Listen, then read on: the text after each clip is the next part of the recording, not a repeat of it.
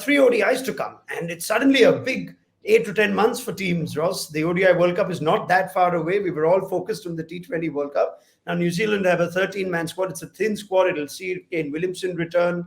It'll also see the likes of Matt Henry and Tom Latham. Michael Bracewell's in that team too. So I must ask you, what are the players that you'd like to see get a nice long run, and what could be the start of a few games for teams to figure out how they can cover their bases ahead of the World Cup in India in October, November in 23? Yeah, well, Martin Guptill is not in this side, so Finn Allen gets another opportunity. We've seen how he's played the 2020 and goes out.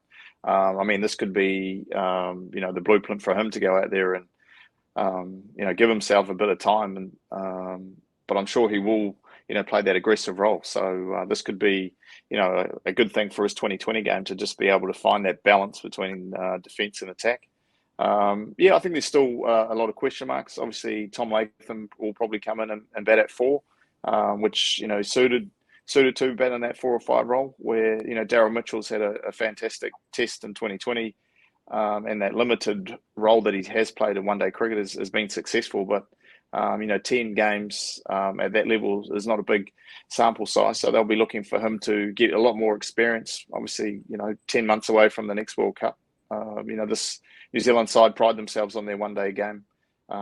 So this is a big series for them. We're not playing a lot of one-day cricket at the moment, but, I think, we do normally play one-day cricket really well. We know our conditions really well. And, Eden Park, some more smaller boundaries to come, which, once again, as we mentioned, that some of these Indian players have to get over very quickly, because it can be a very intimidating place to come and bowl there. Is Jimmy Neesham part of the big plans for the ODI format as well, Ross? It's been a while since we've seen Neesham win a game for New Zealand. He's been used less and less as a bowler too. He's not centrally contracted, I think. Correct me if I'm wrong. And you've got the likes of Michael Bracewell, who had a nice little start to his international career. I wonder if there's something there that you'd like to examine going forward for New Zealand?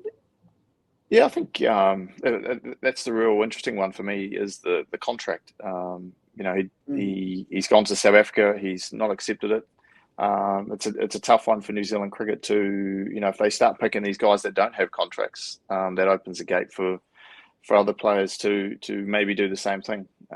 Bolt has done it, de Grandhomme and obviously Neesham, and obviously the World Cups in the subcontinent in India. So Michael Bracewell, his spin bowling, will we go in with 3 spinners, having Ish Sodhi, Mitch Satner and Michael Bracewell? Obviously, we haven't seen it as much, but we know here in New Zealand that Michael Bracewell has got a lot of power, and the New Zealand setup, like, having another left-hander, and Neesham. I'm not sure why Kane hasn't used him as much. He's been someone that's been used a lot in the years gone by, but probably in the last 3 to 6 months hasn't been used as much, and whether that's a confidence thing or just where he thinks he's at.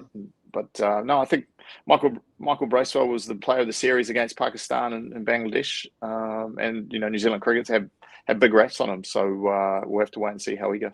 India favourites for this ODI series, or do you think New Zealand start as favourites at home, Ross? I think New Zealand start as favourites at home. They know this format really well, know how to play in these conditions. But this is a young and exciting Indian side, and when India beat us 5-0 in the 2020s a few years ago, we won the one day as 3-0. So. We'll just have to wait and see. But I think New Zealand are slight favourites, looking from this lens.